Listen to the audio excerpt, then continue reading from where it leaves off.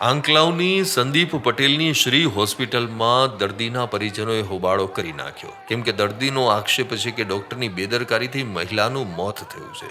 બોરસદના કસુંબાળની 27 વર્ષીય મહિલાના મોત બાદ પરિવારજનોએ આખી હોસ્પિટલને જાણે માથે લીધી હતી. કિરીટન બાદ મહિલાની તબિયત નાજુક હોવા છતાં રજા આપી દીધી, ઘરે મોકલી દેવાય અને બાદમાં મહિલાની તબિયત વધુ લથડી. પરિવારજનો પાછા હોસ્પિટલ લઈને આવ્યા ત્યારે ડોક્ટરે તેને મૃત જાહેર કરતા પરિવારજનોએ હોબાળો કરી નાખ્યો અને પરિવારજનોએ તો ત્યાં સુધી વિરોધ કર્યો કે જ્યાં સુધી તેઓને ન્યાય નહીં મળે તેઓ મૃતદેહનો સ્વીકાર નહીં કરે. ત્યારે આ સમગ્ર પ્રકરણમાં આંકલાવ પોલીસને જાણ કરાતા પોલીસ ઘટના સ્થળે પહોંચી હતી, પરિજનોને સમજાવ્યા.